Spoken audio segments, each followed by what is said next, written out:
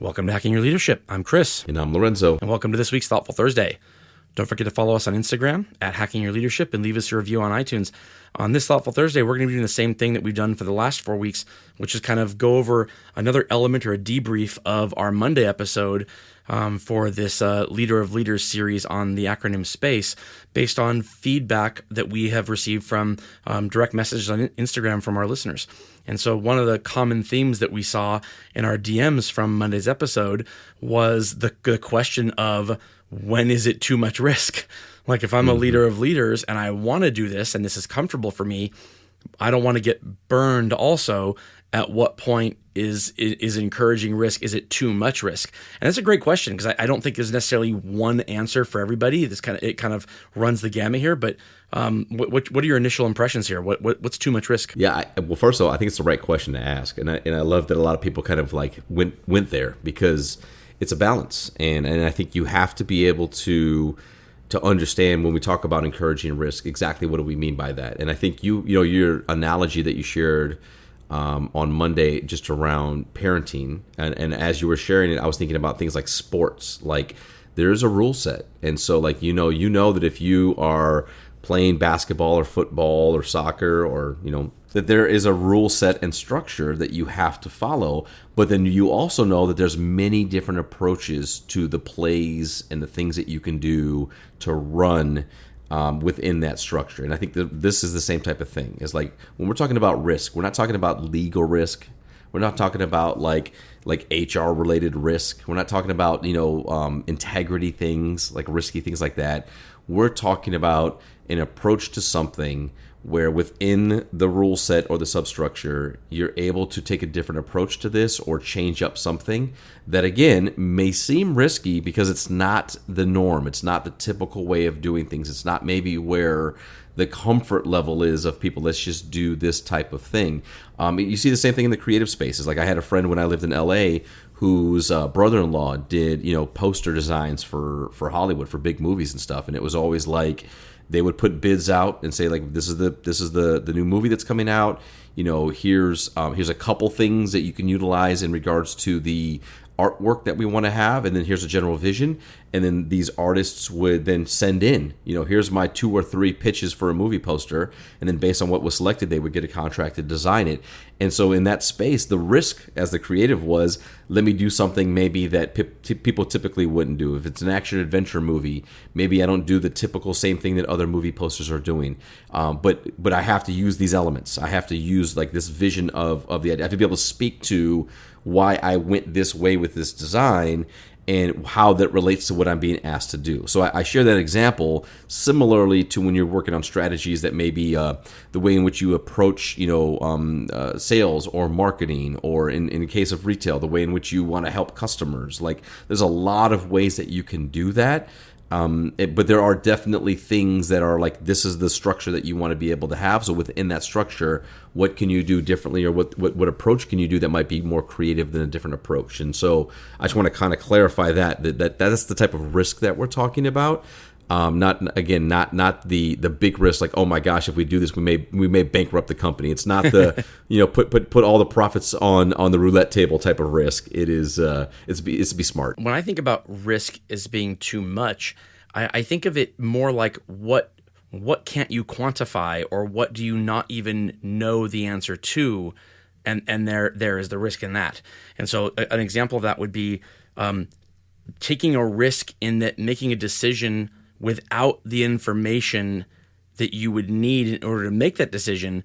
When that information is available to you, should you seek it out, that's too much risk. Meaning, if the information's out there and available and you can use it in order to inform your decision, then you should. It's the difference between, if you're going to invest in a stock of a certain company, do you do your due diligence and look at, who's on the board of directors? What's the year over year growth? There's parameters you can see about any organization before you decide to invest in them, and you can also throw a dart at a dartboard to decide who to invest in too. Throwing a dart at the dartboard would be considered too much risk, Because why put yourself in a situation when you're making a decision on something and you have access to this information, but either you didn't want to do it, do your due diligence, or you were too lazy to do it, or you didn't want to put the effort out there to get it done.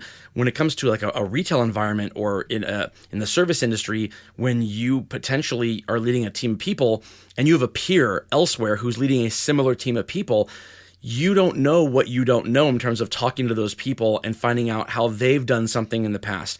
Being able to reach out to those people and have conversations with people who have done the work already that you're about to embark on, to me, not doing that is too much risk. Because even if it's the right decision, if you're making that decision without the information you have access to, then it's automatically the wrong decision. If you've done your due diligence, if you've said to yourself, okay, what can I do to mitigate this risk as much as I can without effectively not doing the project, without not making the risk to begin with, then that's what's not too much risk, is what can I control and what decisions can I make that are informed versus just throwing caution to the wind, because, that's just luck. Right? Like if you do something without all the information and it works out, that wasn't risk. That was just, like you threw a dart and you got it right. Great. But that doesn't necessarily mean it was the right decision or that you did the right thing. If you have access to the information, you should get it. And so one of the things I want to ask you, Lorenzo, is have you ever kind of lucked out on something where you had access to the information, or at least you should have, but you went forward anyway based on like a kind of like a gut reaction, and either it did or did not work out the way you wanted it to because it ended up being too much risk. So I want to ask you that, but first I want to give it a word for one of our sponsors. All right, Lorenzo, debrief with me a time when after a decision was made, you either A, thought, oh my gosh, maybe that was the wrong decision, I'm really lucky it turned out well, or B, it did not work out well, and if I had done it later in the future or the next time, I would kind of do my due diligence first. Absolutely. Probably about maybe 15 years ago or so, I was working in Georgia, and I don't think all states do this across the country, but Georgia specifically would do what they would call like a tax-free weekend, which was like, these are the things that you can get. And mostly it's around like back to school type stuff. States do that to, so that you don't have to pay sales tax on certain products up to certain price points and things like that. And it was always kind of like school-related technology. So like computers and tablets and mice and keyboards and desktop computers and stuff like that. And so that was always a big weekend when it would come to like, the kind of computer sales and things of that nature. You get a lot of traffic, a lot of interest, people would come in. And at the time, I had done it the previous year and was successful with it in what we saw in the growth of the business. And in the second year, I was no longer responsible for that, the computer department. I was more in charge of like the home theater, the televisions, the radios, the stereos, that type of stuff. And so I had this idea where I was like, well, on any given weekend, like at the time, it was not a big deal if you would give a customer like 10% off on stuff if they were gonna, buy a big screen TV. And this is before they were commodities, before you could buy them at a gas station like you can now. There was quite a bit of margin in a lot of that technology. And so it was no big deal. Like the company would just look at that and be like, hey, like of course, like take care of the customer. It's a good deal. Maybe they're buying a TV, a stereo, buying some cables, whatever. So 10% off, no big deal. So I had this idea where I was like, well, it's the tax rate's 7%. And so basically we're giving people a 7% discount on these computers because they're not paying taxes on them. What if I did a 7% deal on anything that's like a big screen TV or stereo systems or whatever the case is? And maybe I can get people to come over there and buy stuff. Yes, they're still paying sales tax, but if they got 7% off the products, then it's a wash for them, and it's a great deal for us, and we can capitalize on the traffic. And so I came up with the idea. Talked to my general manager at the time. He took on some partnerships and said, like, well, like let's try it out and see. Let's see what happens. Maybe there'll be no interest. Maybe there'll be a lot of interest. Who knows? Well, there was a ton of interest, a lot of interest, and people were in a buying mood. And the fact that like they could feel like they could get TVs and stereos, kind of like tax-free, quote unquote, because of the 7% off. It worked really, really well for our business, and it worked out in a really great way. And one of the things, though, from a risk standpoint was, number one, I had no idea if it would be successful. Number two, I didn't know if this would cause like longer term, expectations of making deals, eating into margins, things like that. And I had no idea how it would go. I just figured I would take this risk and test my intuition. Well, after that year, it actually kind of became a larger part of the strategy for a lot of the stores, where it was like, let's do something special in these other departments, since we already have the traffic in the store. So it worked out definitely to my favor. But at the time, I honestly had no idea.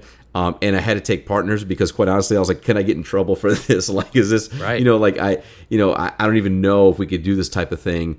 And lo and behold, it really wasn't a problem. It wasn't an issue. We could do these local level type of, stores and sales that we were working through. So it ended up working out to my favor, but it was at the time, I remember feeling like, a little bit uneasy and kind of nervous about it. And will this work? Will it matter? Will I get in trouble? And again, it worked out to my benefit, but that was a time where, I took a risk and my leader allowed me to take it. Yeah, I like that example because, in the retail industry specifically, you see these things happen and it becomes a race to the bottom, right? You see these, eventually it becomes no one will shop at a certain place unless there is the tremendous discount because they have them so often that it's not worth doing it. If I need something from there, I'll just wait because if there's not a sale going on right now, there will be next month. And I'll just wait until it's next month because there's always a huge discount. You're almost stupid to buy something there unless it is heavily discounted. And I think retailers who do that, they shoot themselves in the foot instead of maintaining the integrity and the value in the brand. And so you're right. There's a huge risk not just in the moment, but in what precedent does it set for what the expectations are to the customers, and that is a huge part of potential risk whenever you're trying to change any strategy in any organization. Is what are the long-term implications, not just the short-term? Something being a success in the short term might not necessarily also be a success in the long term, run the exact same way. And so, these are definitely things to consider. But it goes back to what I said earlier of you make a decision based on everything that you can come up with, all the information you do have access to, you do your due diligence. If you've done all of that, then I don't believe it's too much risk. If you've taken partners, if you've made sure that you got another set of eyes or multiple sets of eyes on something, where it's too much risk is when you have not done that work in advance. And that's regardless of what the potential outcome could be. If you've done the work in advance, I really think that that's the best way to mitigate risk. And oftentimes, even if it feels like it's a lot of risk, if you've done those things in advance, you've done the best job that you can, while also trying to figure out what you can learn from this process, and how you can possibly think outside the box to develop something that's never been done before. And the leaders who do that are the ones that come up with strategies that potentially change the way organizations run. And sometimes it's worth doing that as long as you go through those steps to begin with. Absolutely. And with that, it brings us to the end of this episode. This is Hacking Your Leadership. I'm Lorenzo. And I'm Chris. And have a great day.